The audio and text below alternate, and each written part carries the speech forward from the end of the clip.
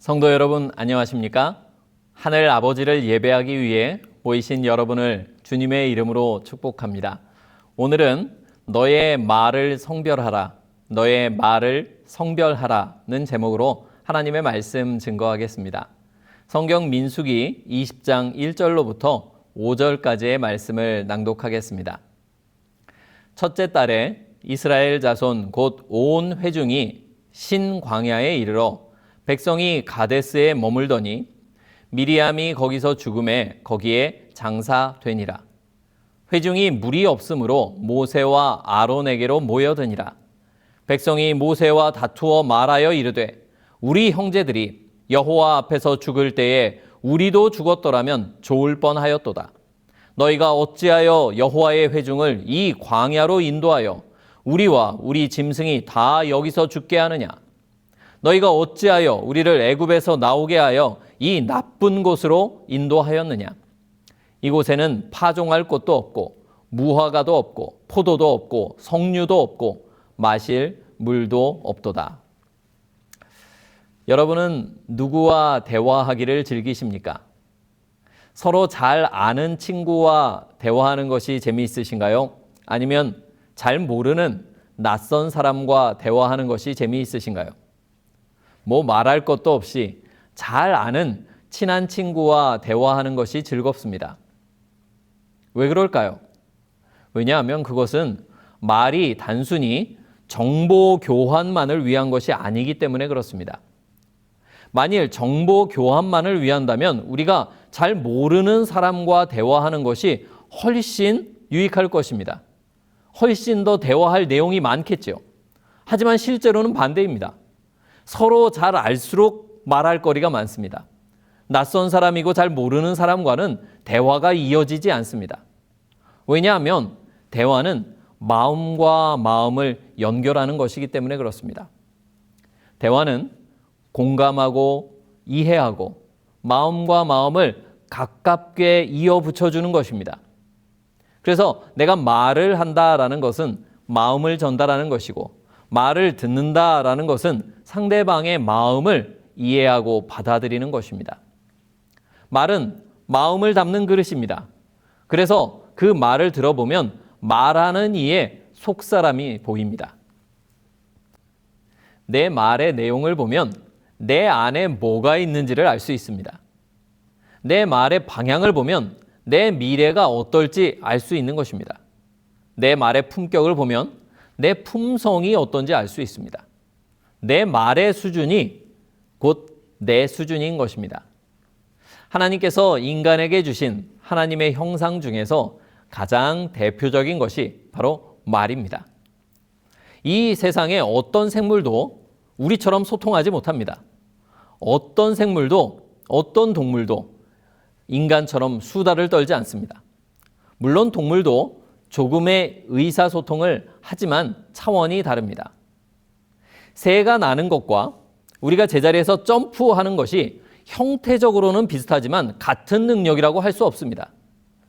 새의 비행과 인간의 점프는 차원이 다른 능력이죠. 언어가 그와 같습니다. 동물들도 어느 정도의 말을 하고 알아듣기는 합니다. 하지만 그것을 인간의 대화라고 말하기는 어렵습니다. 우리는 대화를 통해 웃고 울고 공감하고 상상하고 감동하고 분노하며 찬양합니다.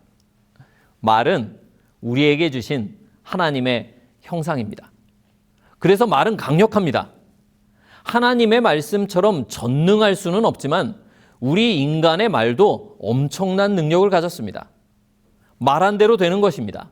말이 정말로 씨가 됩니다. 말은 현실의 씨앗입니다. 말은 현실을 바꿉니다. 불행을 행복으로 바꾸기도 하고 슬픔을 기쁨으로 바꾸기도 하며 절망을 소망으로 또 바꾸기도 합니다. 그런데 그 반대도 역시 가능합니다. 행복을 불행으로, 기쁨을 슬픔으로, 소망을 절망으로 말이 바꾸어 놓습니다. 사랑을 미움으로 바꾸는 것도 말이고 미움을 사랑으로 바꾸는 것도 말입니다. 이런 말의 능력을 잘 아셨던 예수님께서는 살리는 생명의 말씀, 영의 말씀을 하셨습니다. 요한복음 6장 63절의 말씀입니다. 살리는 것은 영이니 육은 무익하니라. 내가 너희에게 이른 말은 영이요 생명이라. 그분의 말씀은 영이요 생명이었습니다. 그래서 그분의 말씀을 들으면 마음이 살아났습니다. 마음이 회복되었습니다. 심령에 힘이 났습니다. 하지만 반대로 죽이는 사망의 말도 이 세상에는 있습니다. 사망의 말은 골수를 마르게 합니다. 말이 사람을 말려 죽입니다. 사망의 말은 의지를 꺾고 행복을 깨트립니다. 말이 사람의 심령을 폐허로 만들 수도 있습니다. 사망의 말은 마음을 시들게 하고 마음을 깨트립니다. 타락으로 인해 우리의 말의 능력은 변질되어 버렸습니다. 생명력을 상실하였고요. 파괴력만 남아 버렸습니다. 오늘 읽은 이 민수기 20장의 본문에는 이런 파괴적인 말이 아주 난무하고 있습니다. 물이 없다고 모세와 백성들이 다툽니다. 민수기 20장 3절로부터 5절에는 막말로 아주 대잔치를 벌입니다. 3절입니다. 민수기 20장 3절. 우리 형제들이 여호와 앞에서 죽을 때 우리도 죽었더라면 좋을 뻔하였도다. 4절입니다. 우리와 우리 짐승이 다 여기서 죽게 됐다. 5절입니다. 왜 우리를 이 나쁜 곳으로 인도하였느냐? 이런 말입니다. 그냥 죽어버렸으면 좋겠다. 너 때문에 지금 여호와의 회중 교회가 다 망하게 생겼다. 왜 우리를 이런 곳으로 데려와서 다 죽게 만드냐? 너 때문이다. 심지어 이런 말을 백성들이 한 시점이 언제입니까? 미리암을 장사 지내고 얼마 지나지 않아서입니다. 이때는 모세와 아론도 죽기 얼마 전이었습니다. 모세의 나이는 120세가 가까웠고요. 아론은 123세였습니다. 그들은 민족 가운데 가장 연장자였을 것입니다. 그런데도 백성들은 막무가내입니다. 사실 모세와 아론은 이때의 이 사건 때문에 일찍 죽게 됩니다. 이 일이 아니었으면 가나안 땅에 들어가서 더 살았을지도 모르겠습니다. 백성들의 말로 인하여 모세와 아론의 가나안 입성이 좌절되었습니다. 우리가 이것을 기억해야 합니다. 우리가 우리의 말로 다른 이들의 하늘 여정을 망쳐버릴 수 있다는 것입니다. 타인의 마음을 헤아리지 못하고 자기 감정과 생각에만 매몰되어 있는 사람은 참 대화하기가 어렵습니다. 우리는 우리의 말이 상대방에게 어떻게 닿을지 고민해야 합니다. 나의 말이 몽둥이와 채찍과 찌르는 칼이 되지 않도록 주의해야 합니다. 그런데 이 민수기 20장의 모습은 뭔가 기시감이 듭니다. 사실은 민수기 11장 4절로부터 6절을 보면 아주 거의 비슷한 일이 이미 있었습니다. 4절입니다. 그들 중에 섞여 사는 다른 인종들이 탐욕을 품음에 이스라엘 자손도 다시 울며 이르되 누가 우리에게 고기를 주어 먹게 하랴. 우리가 애굽에 있을 때에는 값없이 생선과 오이와 참외와 부추와 파와 마늘들을 먹은 것이 생각나거늘 이제는 우리의 기력이 다하여 이 만나 외에는 보이는 것이 아무것도 없도다 하니. 민수기 11장의 불평은 시내산을 떠난 지 얼마 되지 않았을 때의 일입니다. 그런데 민수기 20장은 40년이 지났지만 그들의 모습이 그렇게 달라지지 않은 것을 우리에게 보여주고 있습니다. 그나마 나아진 것이 있다면 민수기 11장 4절 5절에서는 고기, 생선, 부추, 파, 마늘, 육식과 향신료 이런 등등의 자극적인 음식을 찾았는데 40년 광야 생활 후에는 신선한 과일만 찾고 있다는 것입니다. 민수기 20장 5절에서 그들은 이렇게 말합니다. 무화과도 없고 포도도 없고 석류도 없고 마실 물도 없도다. 그런데요, 그들의 말과 어투는 더 독해졌습니다. 11장에서는 그냥 고기를 못 먹어서 우리가 힘이 없다, 만나는 먹기 싫다, 만나밖에 안 보인다 정도로만 그들이 불평을 하였습니다. 그런데 그들은 지금 채식을 요구하고 있는데 말은 훨씬 더 독해졌습니다. 죽어버릴 걸 그랬어. 다 망했어. 왜 이런 나쁜 곳으로 우리를 인도해? 독한 말을 서슴지 않고 내뱉고 있는 것입니다. 채식을 하는데, 안식일을 지키는데, 돼지고기를 안 먹는데 말은 우리의 입술에서 지옥의 불을 내뿜고 있다면 이것은 참 큰 문제인 것입니다. 그들의 불평의 원인은 무엇이었습니까? 그들의 불평의 원인은 물이 없어서였습니다. 실제로 우리 몸에 수분이 부족하면 나타나는 증상 중에 하나가 초조해지고 짜증이 나는 것이라고 합니다. 공연히 신경질이 나고 화가 나는 것입니다. 우울하고 피곤하고 성급해지고 집중하지 못하고 참지 못합니다. 옛말에 냉수 마시고 속 차리라는 말이 괜히 나온 것이 아닌 것이죠. 우리 몸에 물이 부족하면 정말로 마음도 그 영향을 받는 것입니다. 우리의 가정에 다툼이 일어난다면 물이 부족해서 그렇습니다. 내 마음에 짜증이 나고 화가 나는 이유는 물이 없어서 그렇습니다. 어떤 물입니까? 예수님이 이렇게 말씀하셨습니다. 요한복음 7장 37절로 39절의 말씀입니다. 명절 끝날 곧 큰 날에 예수께서 서서 외쳐 이르시되 누구든지 목마르거든 내게로 와서 마시라. 나를 믿는 자는 성경의 이름과 같이 그 배에서 생수의 강이 흘러나오리라 하시니 이는 그를 믿는 자들이 받을 성령을 가리켜 말씀하신 것이라. 다툼이 일어나는 이유는 성령의 생수가 우리 안에 부족하기 때문입니다. 우리가 자꾸 짜증이 나고 화나는 이유는 성령이 결핍되어 있기 때문입니다. 이 문제를 다투어봐야, 화내봐야, 짜증내봐야 해결되지 않습니다. 성령이 임하셔야 해결이 되는 것입니다. 자, 근데 그들에게 왜 물이 없어졌을까요? 고린도전서 10장 4절을 읽겠습니다. 다 같은 신령한 음료를 마셨으니 이는 그들을 따르는 신령한 반석으로부터 마셨음에 그 반석은 곧 그리스도시라. 광야 기간 내내 예수님이 따라다니며 백성들에게 물을 먹였습니다. 필요하기만 하면 반석에서 물이 나왔습니다. 그런데 백성들이 가데스에 도착했는데 가나안 변경에 왔는데 물이 떨어진 것입니다. 왜요? 목적지에 다 왔기 때문이었습니다. 신명기 2장 6절을 읽겠습니다. 너희는 돈으로 그들에게서 양식을 사서 먹고 돈으로 그들에게서 물을 사서 마시라. 이제 물을 먹는 방식이 달라져야 했습니다. 다른 길이 예비되었고 그들은 믿음 안에서 전진해야만 했습니다.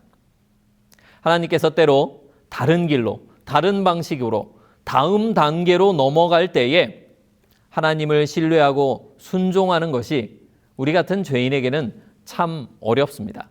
그 변화를 받아들이지 못하는 경우가 많습니다. 우리나라에는 신정이 있고 또 구정이 있죠. 구정을 보통 설날이라고 부릅니다. 옛날에는 설날, 그러니까 구정을 주로 사람들이 기념하였는데 이 국가적으로 이것을 바꾸려고 했던 때가 있었습니다. 그래서 구정은 아예 연휴로 지정하지조차 않았습니다. 오랜 기간 이것을 시도하였는데 사람들의 생각이 도무지 바뀌지 않았습니다. 결국 정부가 이것을 다시 원위치하였습니다.